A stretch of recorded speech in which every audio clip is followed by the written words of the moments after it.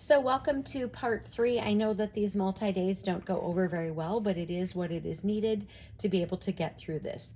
So I added a passage from Genesis 6:4 at the top. It says, "There were giants on the earth in those days and also afterward, when the sons of God came into the daughters of men, and they bore children to them. Those were the mighty men who were of old, men of renown." So let's look up the giants. Well, in the scriptures, there's only 3 different words that mean giant or giants. H5303 is the one in Genesis, bully, tyrant, giant. And then in other passages, we see it comes from the Hebrew 7497, which is a giant, Rapha, Raphim, or Raphims. And one place in Job, chapter 16, verse 14, comes from H1368, warrior, tyrant, giant. Then that terminology where it speaks about children, that is the H1121. The same word, it's from the same word that we've looked at here for the sons of God in Genesis 6, verses 1 and 2. And then renown is from the Hebrew 8034, by appellation, by implication, honor, fame, infamous, renown.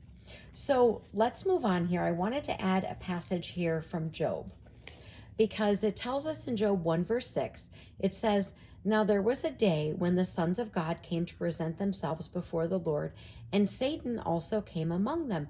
That sons of God there, again, lowercase, is from the H1121. And in Jude, verse 6, because Jude is one chapter, "And the angels who did not keep their proper domain, but left their own abode, he has reserved in everlasting chains under darkness for the judgment of the great day." And that term angels is from G32, which is by implication a pastor, angel, or messenger. Now in the brown, in parentheses, I put Gen 19, S and G, which is for Genesis 19, Sodom and Gomorrah. When it speaks about the angels there, I wanted to look that up as well. And although it's not from G32, it does use that same terminology, those same words that are in the G32. So, okay, let's go back up to this Genesis 6, verse 4. "There were giants on the earth in those days and also afterward, when the sons of God came into the daughters of men, and they bore children to them. Those were the mighty men who were of old, men of renown." You notice I underlined in orange, "and also afterward." So in the middle of Genesis 6, right before it starts talking about the ark, it speaks about all of the flesh being corrupted. And so this is 6:13. "So God looked upon the earth, and indeed it was corrupt, for all flesh had corrupted their way on the earth." All flesh.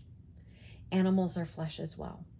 So if we understand that all flesh is corrupted and animals are flesh, it would make sense then why God would send these specific animals to the ark, so that that flesh would not be corrupted if there were things on the earth afterwards. Does that all make sense to all of you? Okay, what I want to do now is we're going to look at, in the next video, some of these other passages in scripture. We haven't looked at any yet. Some passages in scripture where it speaks about a group of people who are to be killed, etc. Is it because they are of a corrupted flesh? Is that possible?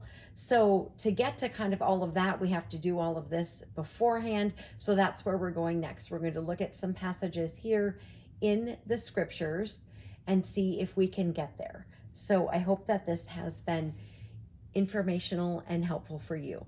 Armor up, we ride at dawn. May God bless you as always. Have a great day.